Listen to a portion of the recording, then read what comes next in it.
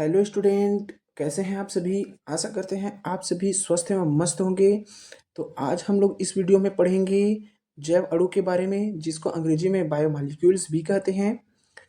जैव अणु बायोमॉलिक्यूल्स के अंतर्गत हम लोग पढ़ेंगे कार्बोहाइड्रेट के बारे में। उसके बाद हम लोग पढ़ेंगे प्रोटीन, उसके बाद विटामिन, देन हम लोग पढ़ेंगे न्यूक्लिक अम्ल के बारे में। तो इस वीडियो में हम लोग केवल बात करेंगे कार्बोहाइड्रेट टॉपिक्स के बारे में। कार्बोहाइड्रेट के अंतर्गत हम लोग पढ़ेंगे कार्बोहाइड्रेट का वर्गीकरण, मोनोसेकेराइड, ओलिगोसेकेराइड, पॉलीसेकेराइड एवं कार्बोहाइड्रेट का महत्व। उसके बाद नेक्स्ट वीडियो में हम लोग देखेंगे एमिनो एसिड, उसके बाद पेप्टाइड बंध, पॉलीपेप्टाइड बंध, प्रोटीन की प्राथमिक, द्वितीयक, तृतीयक और चतुर्थक संरचना। देन हम लोग देखेंगे प्रोटीन का विकृतीकरण। ये नेक्स्ट वीडियो रहेगा। उसके बाद हमारा नेक्स्ट वीडियो रहेगा विटामिन से। तो विटामिन में हम लोग देखेंगे विटामिन का वर्गीकरण, विटामिन के रासायनिक नाम और विटामिन की कमी से होने वाले रोग। उसके बाद हमारा नेक्स्ट वीडियो फिर से रहेगा न्यूक्लिक अम्ल के ऊपर। तो न्यूक्लिक अम्ल में हम लोग पढ़ेंगे डीएनए और आरएनए। तो चलिए स्टार्ट करते हैं इस वीडियो को। इस वीडियो में हम लोग पढ़ेंगे कार्बोहाइड्रेट।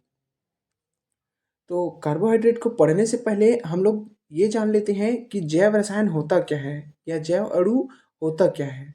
तो देखते हैं जैव रसायन क्या है। जैव रसायन विज्ञान की वह शाखा है जिसमें जीवों में उपस्थित विभिन्न जटिल जैव अणुओं तथा सजीवों में होने वाली रासायनिक अभिक्रियाओं का अध्ययन किया जाता है। जैव रसायन कहलाता है।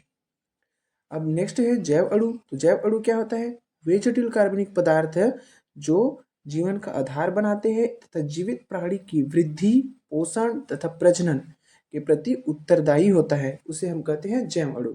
तो जैव रसायन और जैव अणु में बस थोड़ा सा अंतर हो जाता है कि जैव रसायन किसको कहते हैं? जैव रसायन जटिल जैव अणुओं का अध्ययन जैव रसायन कहलाता है। जबकि जैव अणु क्या होता है? जैव अणु एक जटिल कार्बनिक पदार्थ है जो जीवन का आधार बनाते हैं, तो इसे हम जैव अणु कहते हैं। आगे हम लोग बढ़ते हैं।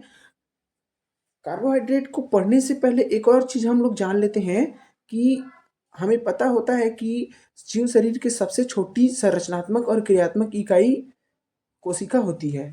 कोशिका से बड़ा ऊतक होता है। ऊतकों के मिलने से एक अंग का निर्माण होता है। अंगों के मिलने से एक अंग तंत्र, अंग तंत्रों के मिलने से एक जीव के शरीर का निर्माण होता है। अर्थात एक सबसे छोटी इकाई की यदि हम बात करें तो वो किसको कहते हैं? कोशिका। लेकिन यदि हम बात करें कोशिका से भी छोटी इकाई, तो कोशिका से भी छोटी इकाई को जैव अणु कहते हैं। तो जैव अणुओं के ही रासायनिक क्रिया के फलस्वरूप, उपापचयी क्रियाओं के फलस्वरूप एक जीवित कोशिका का निर्माण होता है। अब देखते हैं कार्बोहाइड्रेट। कार्बोहाइड्रेट क्या होता है? तो कार्बोहाइड्रेट वह कार्बनिक यौगिक जो ध्रुवण घूर्णक पॉलीहाइड्रोक्सी एल्डिहाइड तथा पॉलीहाइड्रोक्सी कीटोन युक्त होता है। जल अपघटन करने पर इस प्रकार का यौगिक देता है, कार्बोहाइड्रेट कहलाता है। अब कार्बोहाइड्रेट का वर्गीकरण किया गया है। तो कार्बोहाइड्रेट का वर्गीकरण निम्नलिखित प्रकार से करते हैं। कार्बोहाइड्रेट को तीन आधार पर बांटा गया है। कार्बोहाइड्रेट को तीन आधार पर बांटा गया है। देखते हैं कौन कौन से आधार हैं।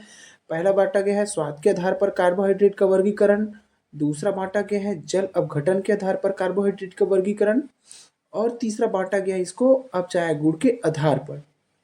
तो स्वाद के आधार पर इसको दो भागों में बांटा गया है। एक है शुगर और दूसरा है नॉन शुगर। शुगर किसको कहते हैं? जो स्वाद में मीठा होता है, उसे हम कहते हैं शुगर। इसका उदाहरण है ग्लूकोज और सुक्रोज। इसका दूसरा प्रकार है नॉन शुगर। नॉन शुगर क्या होता है? जो स्वादहीन होता है। इसका उदाहरण है स्टार्च और सेल्यूलोज। उसके बाद नेक्स्ट इसे बांटा गया है जल अपघटन के आधार पर। तो जल अपघटन के आधार पर तीन प्रकार से, एक है मोनोसेकेराइड, दूसरा है ओलिगोसेकेराइड और तीसरा है पॉलीसेकेराइड। तो मोनोसेकेराइड को और अन्य प्रकार तो नहीं है उसके, लेकिन ओलिगोसेकेराइड को तीन प्रकार में फिर से डिवाइड कर देते हैं, डाइसेकेराइड, ट्राइसेकेराइड और टेट्रासेकेराइड। इसमें ग्लूकोज के अणुओं की संख्या के आधार पर इसे बांटा गया है। उसके बाद तीसरा आता है पॉलीसेकेराइड, तो पॉलीसेकेराइड इसमें ग्लूकोज के बहुत सारे अणु उपस्थित रहता है, तो इसे पॉलीसेकेराइड कहते हैं। इन सभी के बारे में हम अलग अलग आगे पढ़ेंगे विस्तार से। इसका तीसरा प्रकार है अपचायक गुण के आधार पर कार्बोहाइड्रेट का वर्गीकरण। अपचायक गुण के आधार पर दो प्रकार से, पहला है अपचायी शर्करा। तो अपचायी शर्करा क्या होता है? जो टालेन अभिकर्मक और फेलिन विलयन को अपचयित कर देता है। ये एल्डिहाइडिक और कीटोनिक समूह वाले होते हैं, इसे हम कहते हैं अपचायी शर्करा। दूसरा है अनपचायी शर्करा। अनपचायी शर्करा क्या होता है? जो फेलिन विलयन और टालेन अभिकर्मक को अपचयित नहीं कर पाते, अनपचायी शर्करा कहलाता है। ये था कार्बोहाइड्रेट का वर्गीकरण, जिसको तीन आधार पर बांटा गया है: स्वाद के आधार पर, जल अपघटन के आधार पर और अपचायक गुण के आधार पर।